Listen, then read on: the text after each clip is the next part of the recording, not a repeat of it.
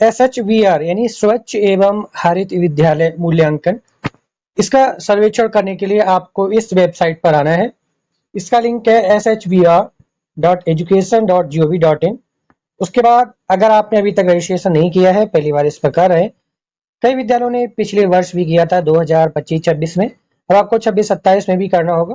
तो इसलिए यहाँ पर आ जाने के बाद लॉग इन और साइन अप, इस पर क्लिक करेंगे। उसके बाद नीचे स्क्रॉल करेंगे, sign in as school user, इस पर क्लिक रहने देंगे।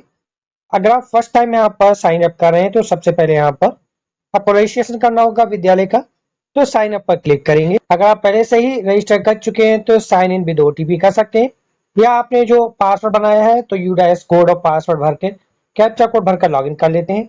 चलिए हम दिखाते हैं जो पहली बार यहाँ पर रजिस्ट्रेशन करना चाहते हैं तो विद्यालय का रजिस्ट्रेशन कैसे करेंगे। आइए साइन अप पर क्लिक करें। उसके बाद आपको अपने विद्यालय का यूडाइस कोड भरना होगा, कैप्चा कोड भरना है और कंटिन्यू पर क्लिक करना है। अगली स्टेप में अब आपको यहाँ पर मोबाइल नंबर भरना है जो कि आपकी यूडाइस से लिंक होना चाहिए, और कैप्चा कोड भरेंगे और जारी रखें पर क्लिक करेंगे।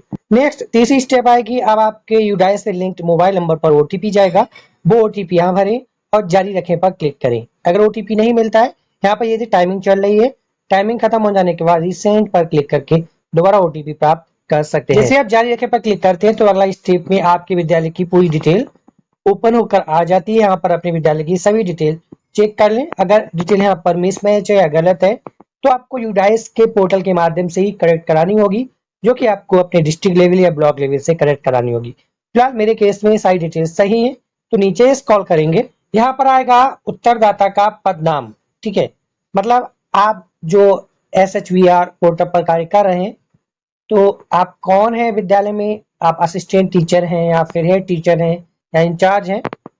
जैसे इस पर क्लिक करेंगे तो यहाँ पर ऑप्शन ओपन हो जाएंगे, प्रधानाचार्य, प्रधानाध्यापक, कार्यवाहक प्रधानाध्यापक या शिक्षक या विद्यालय का अन्य कर्मचारी। इनमें से आप जो हो वो सिलेक्ट कर लें। जैसे कि मेरे केस में यहाँ पर प्रधानाचार्य प्रधानाध्यापक ही है, तो इस पर क्लिक करेंगे। अगली स्टेप आती है स्कूल परिसर का उपयोग। आपका जो विद्यालय है वो किस तरह से यूज किया जा रहा है। एक ही विद्यालय जो एक से अधिक परिसरों में संचालित होता है, ये केस है, या फिर एक ही परिसर में एक से अधिक विद्यालय अलग अलग यूडाइस कोड वाले हैं। जैसे कि कंपोजिट विद्यालय होते हैं, एक ही परिसर में प्राइमरी और जूनियर दोनों होते हैं। ठीक है, और दोनों के पहले प्राइमरी और जूनियर के जो कोड थे यूडाइस वो अलग अलग थे, लेकिन मर्ज करके कंपोजिट बना दिए गए हैं। तो एक परिसर में दो विद्यालय हो गए अलग अलग यूडाइस कोड वाले। या फिर एकल विद्यालय द्विपाली यानी दो शिफ्टों में संचालित होता है, या फिर एकल विद्यालय एकल पाली। ये आई होप सभी के केस में होगा, क्योंकि आपका जो एकल विद्यालय है एक ही विद्यालय परिसर में और एक ही पाली में संचालित होता है। जो कंपोजिट है उनके केस में होगा कि एक परिसर में अलग अलग विद्यालय और अलग अलग यूडाइस कोड वाले। तो जो भी केस हो आप वो सिलेक्ट कर लें। उसके बाद क्या स्कूल सीमावर्ती गांव में स्थित है, अगर है तो हाँ, नहीं है तो नहीं पर क्लिक कर दें। इतनी डिटेल भरने के बाद आपको यहाँ सहमत देनी होगी। नीचे चेक बॉक्स है, इस पर क्लिक करेंगे तो यहाँ पर नियम शर्तें आ जाएंगी। तो मैं सहमत हूँ, इस पर क्लिक करेंगे और इस पर टिक हो जाने के बाद सत्यापित करें और आगे बढ़े पर क्लिक करेंगे। इस तरह से अगली स्टेप आएगी पासवर्ड बनाएं। अब आप अपना कोई 8 अंकों तक का पासवर्ड बना लीजिए, जिसमें स्मॉल लेटर्स, कैपिटल लेटर्स होना चाहिए और मैथमेटिक्स के नंबर्स भी होने चाहिए और स्पेशल कैरेक्टर भी होना चाहिए। ठीक है, इस तरह से बना लीजिए। पासवर्ड की पुष्टि करें, फिर से वही पासवर्ड दोबारा भरिए और साइन अप पर क्लिक करें। इस तरह से आपका रजिस्ट्रेशन सफलतापूर्वक हो जाएगा।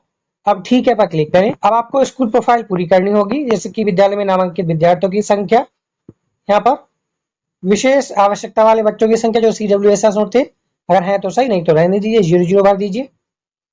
शिक्षक एवं कर्मचारियों की संख्या पुरुषों और महिलाओं की अलग अलग भरनी है, जैसे कि विद्यार्थियों में लड़कों और लड़कियों की अलग अलग भरनी है। विद्यालय में कुल जल स्रोतों की संख्या, जल के स्रोत कितने हैं। विद्यालय में शौचालयों की संख्या, लड़कों के लिए लड़कियों के लिए अलग अलग। विद्यालय में मूत्रालयों की संख्या, यानी जो टॉयलेट्स हैं यूरिनल्स, लड़कों के लिए अलग लड़कियों के लिए अलग। ये डिटेल आप भरिए। उसके बाद आता है क्या विद्यालय में पेयजल स्थल के पास अपशिष्ट जल के सुरक्षित निष्पादन की कोई क्रियाशील प्रणाली उपलब्ध है।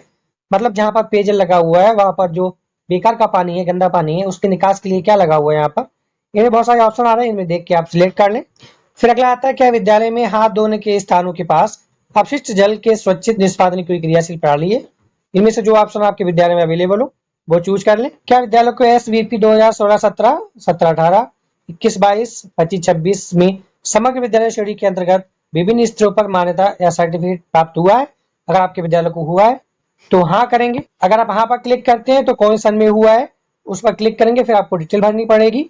अगर नहीं हुआ है तो आपके केस में नहीं पर क्लिक कर दें और सहेजे और आगे बढ़े पर क्लिक करें। उसके बाद अगला आएगा, क्या विद्यालय ने स्वच्छता कार्य योजना विकसित की है और उसे लागू किया है? यदि हाँ तो हाँ पर क्लिक करें, नहीं किया है तो नहीं। क्या विद्यालय को विद्यालयों में जल स्वच्छता एवं स्वच्छता व्यवहार को बनाए रखने के लिए मानक संचालन प्रक्रिया की आवश्यकताओं की जानकारी है?